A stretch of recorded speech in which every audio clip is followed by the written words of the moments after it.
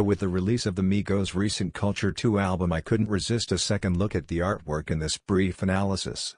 What are Migos? The name of this rap group doesn't have a clear origin, but EliteDaily.com attempted to decipher it with the following: as for how they came up with the name Migos, it seems like there are a couple different reasons. In an interview with radio station Hot 97 back in 2013, Quavo and Takeoff explained, "We always ran together on the north side, as Migos, as boys." When pressed if Migos actually referred to the Spanish word amigos, which means friends, Quavo said, yeah, but actually, it's the hub of drugs out there, so everything that comes to Georgia got to touch Gwinnett first, so we just call it Migos.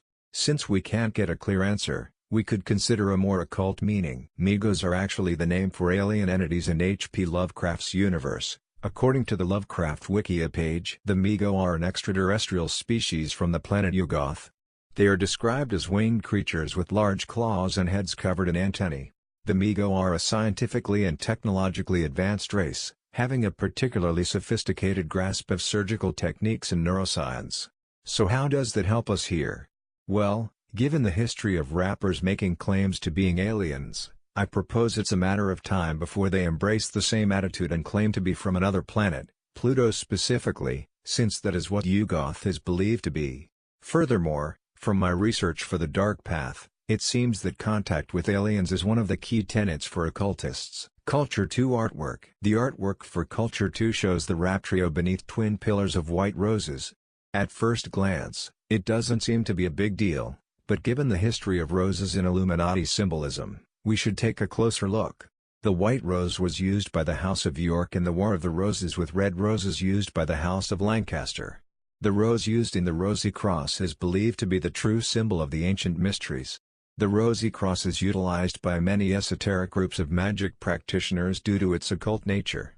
The five-petaled rose is also akin to the pentagram, which ties us into goddess worship of Venus and eventually Lucifer. The goddess is worshipped due to the powers of sex magic.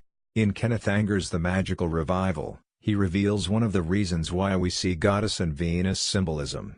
The occultists believe that sexual magic was used for spiritual attainment, and has been followed by the people of ancient Egypt in the Draconian cult.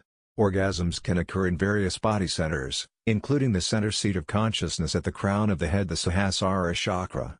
This chakra point is also related to death, considered the ultimate orgasm, aka the Great Going. The goer is the designation for the highest gods in Egyptian and Indian mythology, with its symbol being the ankh. The ankh is the symbol for orgasm, as is the goddess of love, Venus, who is used sexually to transcend consciousness.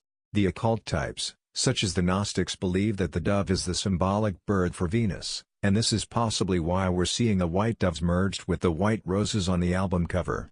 The twin pillars also represent the entrance to a place of mystical energies, just like the twin pillars of Boaz and Jachin at the entrance to Freemason temples. Vow of Silence. The album cover is strange in that we see Offset giving us the Illuminati vow of silence. This sign of Harpocrates is used to indicate the initiate is aware of the secret ways of the occult but would not share it with the profane. I find this curious because Offset previously spoke out against the Illuminati, yet it seems maybe has being initiated into the ways of the Illuminati, especially if we consider his romantic interests in Cardi B, who has a slew of similar ideas. More symbols from Migos. I'll be watching new videos from Migos because in the past he've seen some of the esoteric language of symbolism worth looking into. For example, the album artwork for a track on Culture 2 called Superstar shows us the Black Star, which brings to mind David Bowie's final Black Star album. The Black Star is also referred to as Saturn, which is one of the deepest occult concepts we can look into. It should also be noted that Aleister Crowley advocated that every man and woman is a star in the new eon of Horus. In conclusion, the culture of hip-hop never fails to surprise me with the occult symbolism presented. The popularity of Migos further suggests that these rappers would eventually be used to push the symbols of the